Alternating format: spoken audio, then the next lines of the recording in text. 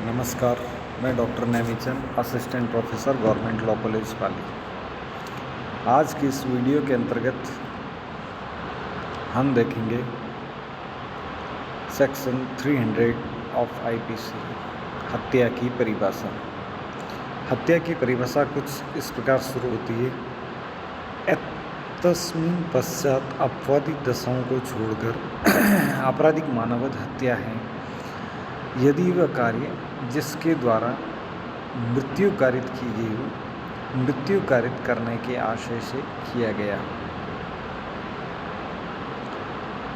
इस प्रकार सेक्शन 300 में यह पहला आवश्यक तत्व है कि यदि वह कार्य जिसके द्वारा मृत्यु कारित कर गई हो, मृत्यु कारित करने के आशय से किया गया। बिल्कुल इसी प्रकार की परिभाषा जो पहला आवश्यक तत्व दिया हो कि आशय से किया गया कार्य जिससे मृत्यु कारित हो गई हो, ये शब्दावली सेक्शन 299 में भी दी गई है। तो यहाँ पर यह कन्फ्यूज़न होता है कि क्या 299 और 300 में इसकी शब्दावली एक समान क्यों है? यह प्रश्न आपके दिमाग में उठेगा। तो इसकी शब्दावली को एक जैसे रखने का कारण है कि हत्या की परिभाषा आपराधिक मानववध के अंतर्गत भी हत्या आता है। तो हत्या की परिभाषा है आपराधिक मानववध की परिभाषा के द्वारा दी गई। अतः दोनों जगह सेक्शन 300 और 299 में इसकी शब्दावली समान रूप से। तो जहाँ कहीं भी सेक्शन 299 और 300 में मृत्यु कारित करने के आशय से कोई कार्य किया गया हो तो वहाँ पर सदैव हत्या होगा, उसको दंडित है। वो सेक्शन 300 के अनुसार 300 की परिभाषा के अंतर्गत आएगा और 302 के अनुसार दंडित किया जाएगा। नेक्स्ट दूसरा आवश्यक तत्व है सेक्शन 300 में, यदि वह ऐसी शारीरिक क्षति कारित करने के आशय से किया गया हो, कोई भी कार्य है किसी को ऐसी शारीरिक क्षति कारित करने के आशय से किया गया हो जिससे अपराधी जानता हो कि उस व्यक्ति की मृत्यु कारित करना संभव है, जिसको वह अफानी कारित की गई। सेक्शन 299 और 300 के जब हम अंतर देखते हैं तो 299 का पहला आवश्यक तत्व और 300 का पहला आवश्यक तत्व मिलते जुलते हैं, समान हैं। लेकिन हत्या में जो दूसरा आवश्यक तत्व दिया गया है, यदि वह ऐसी शारीरिक क्षति कारित करने के आशय से किया गया, यहाँ पर आशय भी है और जिसे अपराधी जानता हो, अर्थात आशय भी है और ज्ञान भी है। इस प्रकार के शब्दावली सेक्शन 299 में नहीं है। तो जहाँ कहीं भी आशय भी है और ज्ञान भी है और उस व्यक्ति ने दूसरे व्यक्ति की मृत्यु कारित की गई है तो वह सदैव हत्या होगा। सेक्शन 300 की परिभाषा में साथ साथ हम अंतर भी देखते जाएंगे कि सेक्शन 290 में आपराधिक मानववध और हत्या में क्या अंतर है। अब सेक्शन हत्या में तीसरा आवश्यक तत्व है, यदि वह किसी व्यक्ति को शारीरिक क्षति करने के आशय से किया गया हो और वह शारीरिक क्षति जिससे कारित करने के आशय हो प्रकृति के मामूली अनुक्रम में मृत्यु कारित करने के लिए पर्याप्त हो। इसी प्रकार की शब्दावली सेक्शन 299 में भी है कि शारीरिक क्षति करने के आशय से जिससे मृत्यु हो जाना संभव हो। लेकिन यह जो अंतिम लाइन है प्रकृति के सेक्शन 300 में तीसरा आवश्यक तत्व उसकी अंतिम लाइन है प्रकृति के मामूली अनुक्रम में मृत्यु कारित करने के लिए पर्याप्त। ये जो अंतर है सेक्शन 299 और 300 में, अर्थात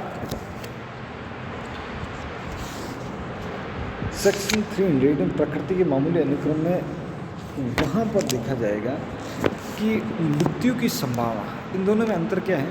मृत्यु की संभावना का अंतर है सेक्शन 299 और 300 की मृत्यु की संभावना अधिक है तो उसको दंडित किया जाएगा सेक्शन 300 के अंतर्गत, और मृत्यु की संभावना कम है तो वह किस परिभाषा सेक्शन 299 की परिभाषा के अंतर्गत आएगा।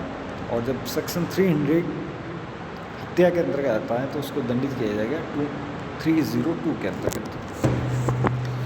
अब मृत्यु की संभावना में इसके साथ ही न्यायालय कुछ और बातों का ध्यान रखेगा 299 और 300 का डिफरेंस करने में, कि शारीरिक क्षति की प्रकृति, जो भी शारीरिक क्षति कारित करेगी उसकी क्या प्रकृति है, अपराध में प्रयुक्त होने वाले हथियार की, जो भी हथियार प्रयुक्त हुआ है उसकी, और शरीर के किस भाग पर क्षति कारित की गई है, इन बातों का भी ध्यान रखेगा जब न्यायालय सेक्शन 300 का तीसरा आवश्यक तत्व और सेक्शन 299 में अंतर करेगा। जो चौथा आवश्यक तत्व है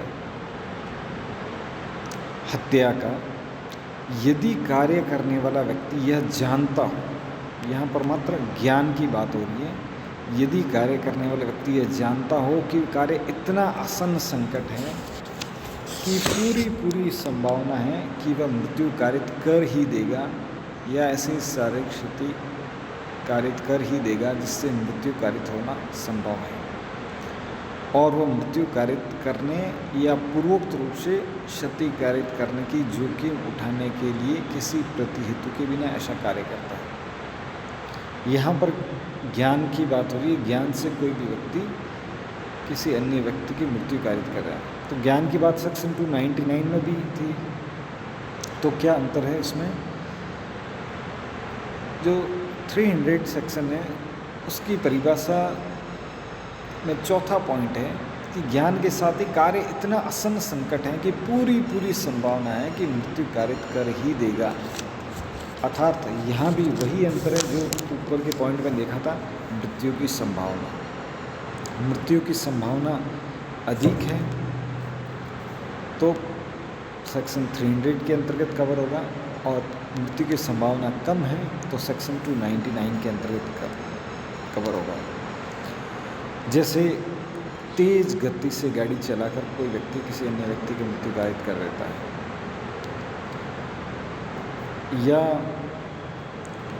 कोई भी व्यक्ति है लोक मार्ग पर है, वो गोली चलाने प्रैक्टिस करता है, शूटिंग की प्रैक्टिस करता है, या अचानक किया गया हमला, ये सब धारा 300 के चौथे पॉइंट के अंतर्गत है। अब देखते हैं धारा 300 में उदाहरण दृष्टांत।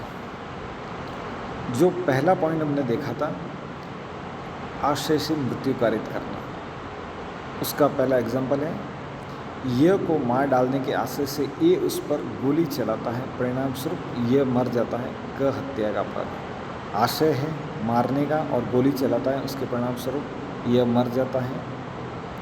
तो 300 की पहला जो आवश्यक तत्व है उसके अंतर्गत कवर होगा। दूसरा है ए यह जानते हुए कि जेड ऐसे रोग से ग्रस्त है, जानता है, अर्थात दूसरे आवश्यक तत्व का उदाहरण है कि अधिसंभव है कि एक प्रहार उसकी मृत्यु कारित कर दे, शारीरिक क्षति कारित करने के आशय से, आशय भी है और ज्ञान भी है, उस पर घातक आघात करता है, जेड उस प्रहार के परिणाम स्वरूप मर जाता है, ये हत्या का दोषी है। यद्यपि प्रहार किसी अच्छे स्वस्थ व्यक्ति की मृत्यु कारित करने के लिए प्रकृति के मामूली अनुक्रम में पर्याप्त न होता है, किंतु यदि यह न जानते हुए कि जेड किसी रोग से ग्रस्त है उस पर ऐसा प्रहार करता है जिससे कोई अच्छा स्वस्थ व्यक्ति प्रकृति के मामूली अनुक्रम में न मरता, तो यहाँ ए यद्यपि शारीरिक क्षति कारित करने का आशय हो, हत्या का दोषी नहीं है। यदि उसका आशय मृत्यु कारित करने या ऐसी शारीरिक क्षति करने का आशय नहीं था जिससे प्रकृति के मामूली अनुक्रम में मृत्यु कारित हो जाए। इस प्रकार दूसरा उदाहरण है वह दूसरे आवश्यक तत्व पर आधारित है। तीसरा उदाहरण है जेड की तलवार या लाठी से, जेड को तलवार या लाठी से ऐसा आघात घाव के आशय साशय करता है जो प्रकृति के मामूली अनुक्रम में किसी मनुष्य की मृत्यु कारित करने के लिए पर्याप्त है। परिणामस्वरूप जेड की मृत्यु हो जाती है यहाँ ए हत्या का दोषी है, यद्यपि उससे आशय जेड की मृत्यु कारित करने का ना रहा। चौथा उदाहरण है, ए किसी प्रति हेतु के बिना व्यक्तियों के एक समूह पर भरी हुई तोप चलाता है। यहाँ पर ये चौथा आवश्यक तत्व का उदाहरण है। ये किसी बिना उद्देश्य के व्यक्तियों के एक समूह पर भरी हुई तोप चलाता है और उनमें से एक का वध कर देता है, ये हत्या का दोषी है। यद्यपि किसी विशिष्ट व्यक्ति की मृत्यु कारित करने की उसकी पूर्व चिंतित परिकल्पना न की हो, भले ही उसको यह आशय न रहा हो किसी विशिष्ट व्यक्ति है उसकी मृत्यु कारित करें, लेकिन उसको ज्ञान तो था कि तोप चलाने से किसी की भी मृत्यु कारित हो सकती है, तो वह कवर होगा सेक्शन 300 के चौथे पॉइंट के अंतर्गत। इस प्रकार आज हमने देखा सेक्शन 300 की परिभाषा और उसके उदाहरण। कल देखेंगे हम सेक्शन 300 के 5 अपवाद।